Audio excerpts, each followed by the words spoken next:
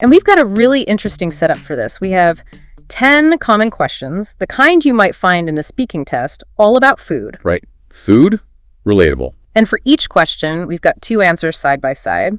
One is, let's say, pretty basic, maybe a band 5 level if you're thinking tests. Functional, but basic. And the other shows a much richer, more effective way of communicating. Think band 8 or 9. So a real contrast. Our goal here isn't just to spot the difference, but to dig into why one works better, what makes it tick. And importantly, how you can take those ideas, those principles, and use them yourself. Make your own communication, more impactful. It's fascinating, isn't it, how a simple topic like food can really show so much about communication skills. Oh, absolutely. Because like you said, everyone eats, everyone has opinions on food. It makes these examples super clear for looking at how language can, elevate things. Okay, let's jump right in then. Question 1. What's your favorite food? And the band 5 answer we have is, my favorite food is pizza. I eat it a lot. It's good. Okay. Straightforward. You get the message. You do. You get the basic information. But think about what's missing there. It's functional, yeah, but it doesn't really paint any kind of picture. No, not at all. The words are very general. Pizza, a lot, good. There's a kind of flatness to it, isn't there? Definitely. Now let's compare that with the band 8-9 answer. I'm a huge fan of Japanese cuisine, but if I had to pick one favorite, it would be sushi. It's not just delicious, but also feels light and fresh, which I really appreciate after a long day. Oh, okay. Big difference straight away. What strikes you most? Well, obviously the vocabulary is more descriptive. You've got huge fan, cuisine, light and fresh, appreciate, much richer. True. But it's more than just swapping words, right? Oh yeah, it's that phrase, after a long day. That little bit at the end adds a personal touch. It gives you a reason, a feeling behind the choice. It connects the food to an experience. Exactly. That specific language plus that little bit of detail, maybe that's what makes it so much more engaging, more informative. You learn a bit more about the person, not just their food preference. Okay, on to question 2. Have you always liked that food? The band 5 response. Yes, I always liked pizza. From child.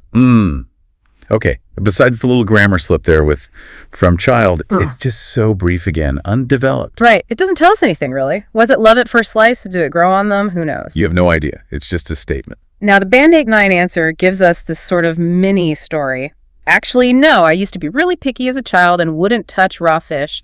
But as I got older, I started exploring different foods and slowly grew to love sushi. See, that's much more interesting. What makes it compelling, do you think? Well, the element of change, the contrast, using phrases like, actually, no, used to be, as I got older. It shows a development, a progression over time. And the details, too. Yeah, specific details. Being picky, not touching raw fish, then exploring. It creates a little narrative arc. Makes it much better to listen to. So adding that bit of personal history, that story, can really bring an answer to life. Definitely shows change and growth. Okay, question 3. Are there any foods you dislike? The band 5 answer is, I don't like spicy. It hurts my mouth. Again, we get it. Basic info, but it's very direct. Almost a bit abrupt, maybe. It hurts my mouth is simple, sure. But it doesn't give much insight beyond just the physical thing. Right. It doesn't explain the why very deeply. Now listen to the band 8-9 version. I'm not a fan of overly spicy dishes like some curries. It's not just the heat. I find it overwhelms the other flavors, which makes the meal less enjoyable for me. Okay, much more nuanced. What's the difference in impact here? Well, the language first, overly spicy dishes, is more precise than just spicy. And giving an example, like some curries, helps you visualize it. But the key thing is the reasoning. It goes beyond just, it hurts. They explain why it overwhelms the other flavors. That shows more developed understanding of their own taste. So articulating the reason behind the feeling, not just the feeling itself. Exactly. Explaining the impact on the overall experience. Let's look at question 4. What are some traditional foods in your country? Band 5 gives us. We eat rice and soup. Kimchi, too. It's a list, a flat list. Functional, yes, but it doesn't tell you anything about those foods, does it? Or why they matter. It's just naming things. Zero context. Now, contrast that with the band 8-9 answer. In Korea, one of the most traditional meals is bibimbap, which is a mixed rice dish with vegetables, meat, and gochujang. It's colorful, healthy, and represents the balance we value in Korean cuisine. Wow, okay. That paints a picture. What makes this one stand out so much? It's the detail, isn't it? They don't just name bibimbap. They describe it mixed rice dish, the ingredients. Then those extra details, colorful, healthy. And the cultural link. Yes. Connecting it to a cultural value, the balance we value in Korean cuisine. That's huge. Yeah. It turns a simple answer into something really informative, engaging. You get a sense of the food in its place. Right. Much richer. Okay, moving on to health. Question 5. Do you have a healthy diet? Band 5 says, not really. I eat snacks and fast food. Short and sweet, or maybe not so sweet. It's an admission, but again, not much detail. Very little to go on. Snacks, fast food, are such broad categories. Doesn't tell you much about frequency or specific types. Now, the Band 8-9 answer offers a more complex picture. I try to maintain a healthy diet during the week, lots of vegetables, lean protein, and water, but I do allow myself a cheat day on weekends when I'll indulge in something like fried chicken or dessert. Okay, that feels more realistic, more detailed. What makes it more effective? The structure, using time frames like during the week and on weekends, that helps. And specific examples, vegetables, lean protein, water, versus fried chicken or dessert. And the balance aspect. Yeah, acknowledging the balance with a cheat day. It shows a more thoughtful approach. It's not just a simple yes or no about being healthy. It recognizes different parts of their habits. Right, adds nuance. Okay, question 6. Who cooks most of your meals? Band 5. My mom cook always. I don't cook. Okay, bit of a grammar issue there. And again, very short, very undeveloped sentences. Yeah. Basic info, nothing more. Very to the point. Now the Band 8-9 answer expands. Most of the time my mother cooks because she really enjoys it and is great at making traditional dishes. But recently I've been trying to cook for myself more, especially simple things like pasta or stir fry. Oh, much better flow. What improves it? Using connecting words like because and but makes it smoother, more natural sounding. Plus, they give reasons why the mother cooks, enjoys it, great at it. And the extra bit. And they add that new development. Recently, I've been trying to cook with specific examples like pasta or stir fry. It just adds layers, makes it more rounded. Giving reasons and adding those extra details really enriches it. Makes it more of a complete thought. Our 7th question is about preference. Do you prefer eating at home or eating out? The Band 5 answer. I like both. Home is cheap. Outside is fun. Okay. Understandable reasons, I guess. Very general. Yeah, cheap and fun don't tell you much on their own. It doesn't really elaborate. Feels a bit, maybe simplistic. Compare it to the Band 8-9 answer. I enjoy both, but I slightly prefer eating at home because it's healthier and more budget-friendly. That said, going out occasionally is a nice treat, especially when trying new types of food. Okay, that feels more considered. What are the key improvements here? Well, the vocabulary is a notch up, slightly prefer, budget-friendly, occasionally, nice treat. More sophisticated. And the structure. They give clear reasons, healthier, budget-friendly.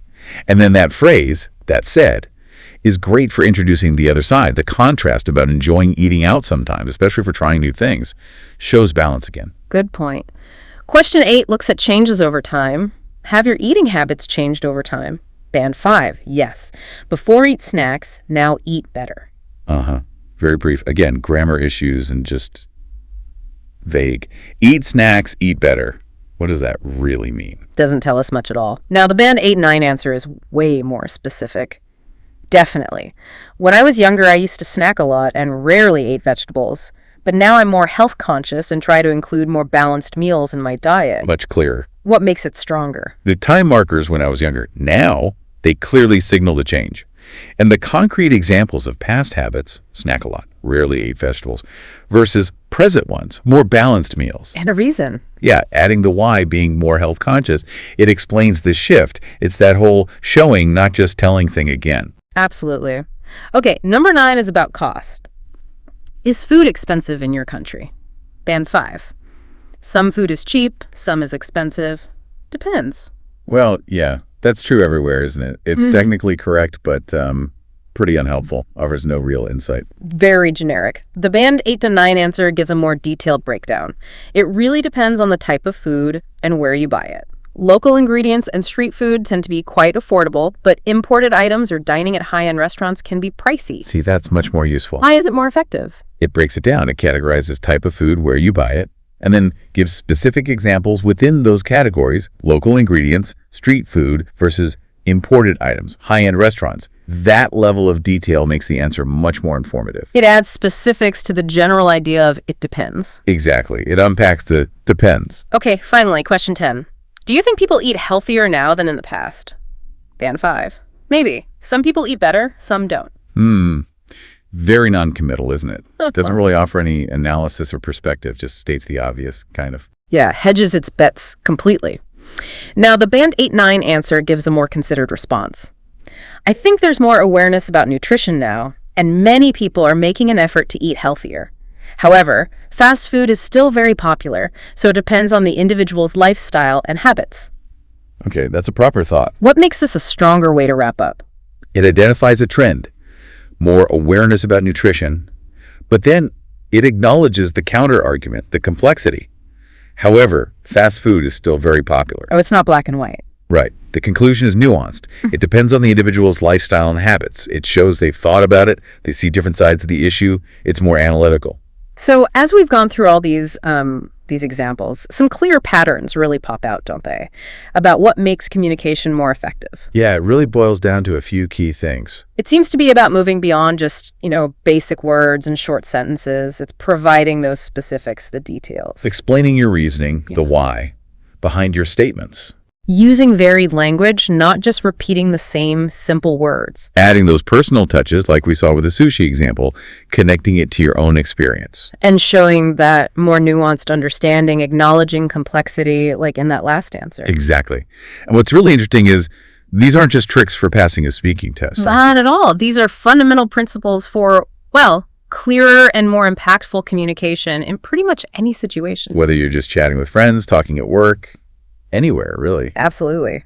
So maybe something for you to think about as you go about your day, how these seemingly small shifts, these little improvements in how you talk about everyday stuff like food, how that can actually lead to much greater clarity, much more impact in all your conversations, whether it's informal chat, professional discussions, or even just figuring out your own thoughts. Makes sense. So here's a thought to leave you with. What's maybe one small change you could focus on today? Just one thing to try and be a little more descriptive or a bit more engaging next time you share your perspective on something. Yeah, definitely something worth considering. How can you add that extra layer?